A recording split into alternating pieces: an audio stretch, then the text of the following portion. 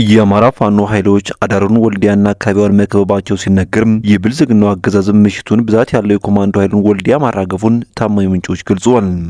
ትናንት አመሻሽ ወልዲያና አካባቢው ላይ በተደረገው አውደ ውጊያም አዋጊውን ጨምሮ በርካታ የአገዛዙ ሰራዊት አባላት ሲደመሰሱም አንድ ቲም የጦር ሰራዊት ደግሞ መማረኩ ታውቋል። በዚሁ ቀጠና ዋርካው ምሬ ወዳጁን ለማደም በሚል ከ40 በላይ አጥፍቶ ጠፊ ድሮኖች መሰማራታቸውን ሰምተናል። አብራችሁ ውስጥ ቆዩ፣ ሁሉንም በዝርዝር እናስደምጣችኋለን። ይህ በእንዲህ እንዳለ አገዛዙ በአማራ ክልል በተለይም በፋኖ ይዞታ ውስጥ በወደቁ አካባቢዎች ላይ በርካታ ድሮኖች ማሰማራቱ ተነግሯል። እነኚህ ድሮኖች በጣም በርካሽ የሚገዙ አጥፍቶ ጠፊ ድሮኖች መሆናቸውን የገለጹት የዘርፉ ባለሙያዎች የእነዚህ ድሮኖች መቃወሚያም $4000 መሆኑን ጠቁሟል። አሁን ላይ በሁለት ቀጠናዎች ላይ ብቻም ፋኖ የድሮን መቃወሚያ መታጠቁን የገለጹት ባለሙያውም በቀጣይ በሁሉም ቀጠናዎች ለማዳረስ የዲያስፖራ ማህበረሰብ በማስተባበር ላይ እንደሚገኙም ጠቁሟል። መረጃውን በዝርዝር ይዘነዋል፣ በስፋት ታደምጡታላችሁ። ይህ ሰንሰለት ሚዲያ ነው። ሰንሰለት ሚዲያም አስቸኳይና ወቅታዊ መረጃዎችን እንደሚከተለው ማቅረብ ይጀምራል። በቆይታችንም ቀደም ሲል በአርስቱ ያስደመጥናችሁን ዜናዎች እንዲሁም ሌሎች መረጃዎችን በስፋት ወደ እናንተ እናደርሳለን። እናንተም ለቻናሉ አዲስ ከሆናችሁ ሰብስክራይብ እንዲሁም ቪዲዮ ላይክና ሼር እንድታደርጉ በትህትና እየጠየቅን በቀጥታ ወደ ዝርዝር መረጃዎች አለፍን። አብራችሁን ቆዩም።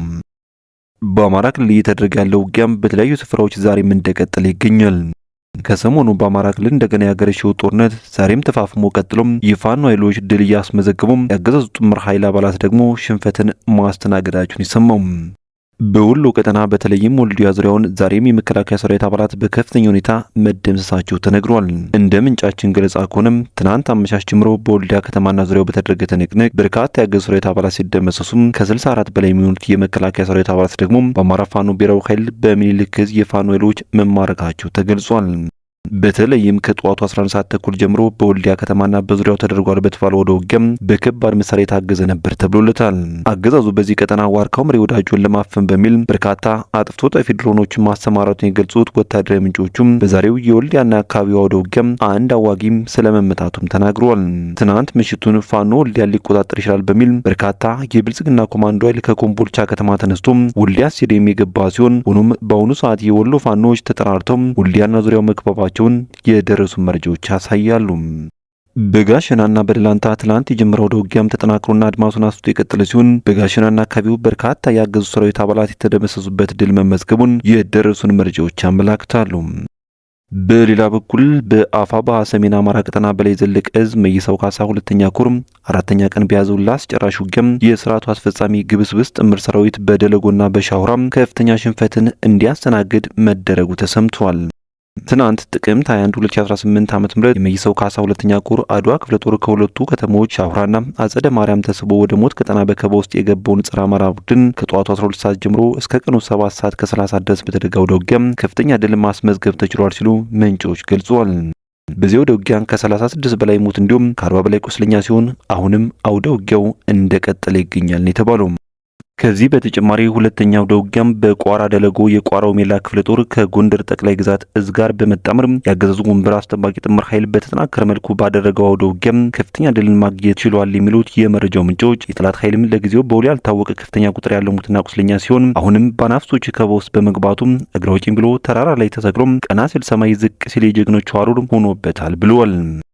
በጎጃም ቀጠናም ተጋድሎ ቀጥሎ ጥቅምት 21 2018 ዓ.ም አማራ ፋኖ ብሔራዊ ኃይል የቴዎድሮስ ዕዝ የዮሐንስ አለማየሁ ብርጌድ ጎጃም ቀጠና በተሰማራው ያገዙ ጦር ሰራዊት ላይ ከፍተኛ የሆነ ጥቃት ፈጽሞ ድልን አብስሯል። ጥቃቱ የተፈጸመው ያገዙ ኃይል አዴት ላይ በመሰባሰብ ፕሮፓጋንዳውን ለመርጨት በተቀመጠበት እንደሆነም ተነግሯል። ጥቃቱ የተፈጸመው ጠላትን ከሁለት አቅጣጫ በመክበብ ሲሆን በዚህ ጥቃትም ከ15 በላይ ያገዙ ሰራዊት አባላት ሲደመሰሱም 3ቱ ቁስለኛ ተደርገዋል የተባሉም። በዚህ የተበሳጨው ያገዙ ጦር ሰራዊትም በዞያ 3 ደብረ ጽላሉ ወደ ተባለ ቀበሌ አርሶ አደሮች ለስራ እንደሰማሩ ህጻናቱና ሌሎችም የህብረተሰብ ክፍሎች በተበተኑበት ህዝቡን ለመምታት በታሰበ መልኩ ከርቀት በመደብደብ በንጹሃን ላይ ጥቃት አድርሷል የተባሉም። በሌላ በኩል ከብሔራዊ መረጃና ደህንነት ክፍል ጥብቅ መረጃ ተጋልጧል። ባለፉት 3 ቀናት የመከላከያ መረጃና ደህንነት አገልግሎትና የብሔራዊ መረጃ ደህንነት አገልግሎት ከፍተኛ ኃላፊዎች ስብሰባ ማድረጋቸውን ወታደራዊ ምንጮች ገልጸዋል። የመከላከያ መረጃና ደህንነት አገልግሎትና የብሔራዊ መረጃና ደህንነት አገልግሎት ከፍተኛ ኃላፊዎች ባደረጉት ስብሰባ በርካታ አጀንዳዎች ላይ እንደተወያዩ ገለጹ ሲሆን ሁለት ጉዳዮች ላይም ውሳኔም አሳልፈዋል ነው የተባለው። የመጀመሪያው የተመረዙ ምግቦችን ወይም ሬሽኖችን ስርጭት ማድረግ ሲሆን በመቀጠል የተመረዙ ሬሽኖችን ስርጭት በማድረግ እንዲማረኩና ፋኖ እንዲመገባቸው ምቹ ሁኔታዎችን መፍጠር የሚል ነው ተብሏል። ለዚህም የተመረዙ ምግቦችን ወደ ካምፕና ምሽጎች በማስገባት ፋኖ ላይ ትንኮሳ ማድረግ፣ ፋኖ ጥቃት በሚከፍትበት ወቅት የተመረዙ ሬሽኖችን ካምፖችና ምሽጎች ላይ ጥሎ በመሄድ በፋኖች እንዲወድቁና ፋኖ እንዲመገባቸው ማድረግ እንደሆነም ታማኝ ምንጮች ገልጸዋል። እንደ መረጃ ምንጮቻችን ገለጻ ከሆነም እነዚህ የተመረዙ ምግቦች ወይም ሬሽኖች በሚጓጓዙበት ወቅት በፋኖ እንዲማረኩ ማድረግና በፋኖች እንዲገቡና ለምግብነት እንዲያውላቸው ምቹ ሁኔታዎች መፍጠር የሚል ነው ብለዋል። እነዚህ የተመረዙ ምግቦች በዚህ ወር መጨረሻ ድረስ ወደ አማራ ክልል እንዲገቡና ስርጭት እንዲደረግ ውሳኔ መተላለፉም የተረጋገጠው።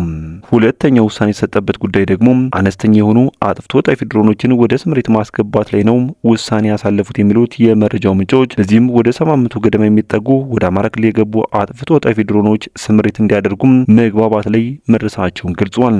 በወሎ ቀጠና የገቡት 160 አጥፍቶ ጠፊ ድሮኖች በአስቸኳይ ወደ ስራ እንዲገቡና ክራ እንዲደረግባቸው ውጤታማነታቸው ሪፖርት እንዲደረግ መመሪያ ወርዷልም የተባሉ መሳሪያዎችን በምድርና በሰማይ ተጠቅመው የፋኖ እንቅስቃሴ መክታት ባለመቻላቸው በመርዝና በአጥፍቶ ጠፊ ድሮኖች ተጠቅመው ፋኖ ላይ ጉዳት አደርሳሉ ብሎ እየተንቀሳቀሰ በመሆኑ መረጃዎች በፍጥነት እንዲሰራጩና ፋኖ አስፈላጊውን ሁሉ ጥንቃቄ እንዲያደርግ ሲሉም ምንጮቹ መልእክት አስተላልፈዋል።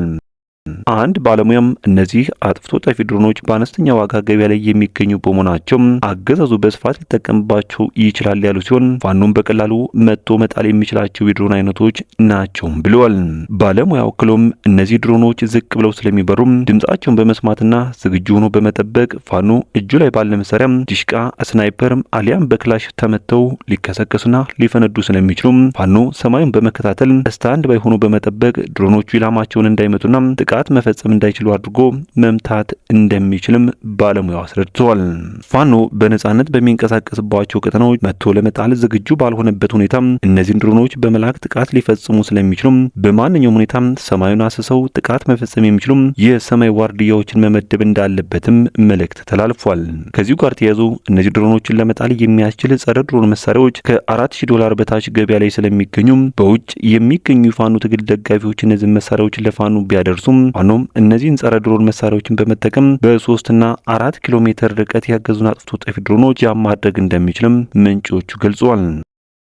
የተከበራችሁ ቤተሰቦች ከሰንሰለት ሚዲያ ለሰዓቱ የነበሩን መረጃዎች እነኝን ይመስሉ ነበር። በቀጣይ በሌሎች ዜናዎች እንዲሁም ጥቆማ እስከምንገናኝ በያላችሁበት የዓለም ጫፍ በሰላም ቆዩኝ።